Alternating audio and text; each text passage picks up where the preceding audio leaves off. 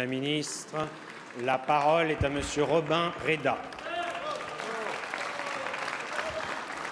Merci, Monsieur le Président. Monsieur le Premier ministre, vos annonces pour la banlieue passent à côté d'un vrai défi de civilisation et ignorent la réalité de l'apartheid français. Cet héritage dramatique est supporté par les élus locaux dont je fais partie et qui ne se sentent pas comptables des choix du passé. Pour les banlieues, il ne suffit pas d'avoir le verbe haut, il faut avoir l'acte fort. Nous sommes face au destin d'une France des territoires qui se sent loin de tout et où il y a moins de tout. Moins de sécurité, moins de justice, moins de transport, moins d'éducation, moins de santé, en un mot, moins de République. D'autres solutions permettraient aujourd'hui de casser les ghettos et de tirer les quartiers vers le haut, mais vous ne voulez pas les mettre en place. Les projets des élus locaux et des bénévoles pour le sport et la culture, vous ne les financez pas. Les subventions aux organismes qui ne respectent pas la laïcité et l'égalité femmes-hommes, vous ne les supprimez pas. Le droit au logement qui envoie les familles les plus pauvres dans les quartiers les plus pauvres, vous ne le réformez pas. Les trafiquants de drogue et les bénéficiaires de logements sociaux qui troublent le voisinage, vous ne les expulsez pas. Les constructions d'immeubles HLM dans les villes déjà ghettoisées, vous ne l'interdisez pas. L'usage des statistiques ethniques pour éviter les communautarismes, vous ne l'assumez pas. Le refus d'intégration de milliers de citoyens qui rejettent la France, vous ne le sanctionnez pas. Les 5 000 policiers dont nous avons besoin sur le terrain, vous ne les recrutez pas. Les 15 000 places de prison promises pour ne pas laisser les voyous dans les quartiers, vous ne les construisez pas. Alors, Monsieur le Premier ministre, trop de questions sur le sujet, voici nos réponses. Merci, Monsieur le député. La parole est à Monsieur Jacques Mézard, ministre de la Cohésion des Territoires.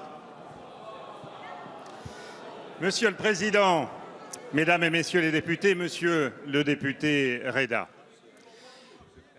vous avez exprimé un propos sur les banlieues qui correspond à un bilan qui est largement partagé. Par contre, Monsieur, vous savez, le débat parlementaire mérite mieux que vos exclamations. Et je m'adresse et je réponds à Monsieur Reda, qui a l'expérience effectivement de ce qu'est la banlieue et de ce qu'est l'exercice d'un mandat local, car il a été jeune maire de Juvisy en 2014 et il n'est effectivement pas comptable de ce qui s'y était passé avant. C'est la réalité. Par contre, mais vous en êtes comptable, comme d'autres. Et par contre, je ne peux pas partager son approche caricaturale. Car je vais vous dire, Monsieur Reda, depuis un an, en ce qui concerne les territoires fragiles, nous avons fait beaucoup plus que ce qui a été fait ces précédentes années. Nous l'avons fait avec les dispositions prises sur la sécurité au quotidien. Nous l'avons fait avec les emplois francs. Nous l'avons fait avec le dédoublement des classes. Nous l'avons fait avec les annoncières qui ont été faites sur les crèches, avec les 30 000 places, sur les emplois. Et puis, je vais vous dire, sans m'énerver, que j'ai amené un document excellent, Monsieur Reda.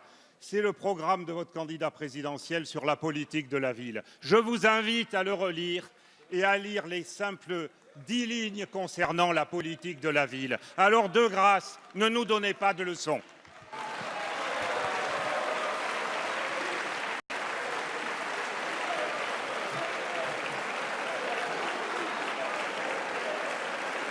Merci, Monsieur le ministre.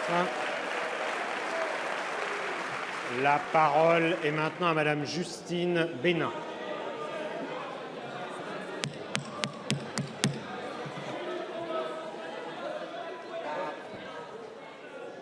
Monsieur le Président,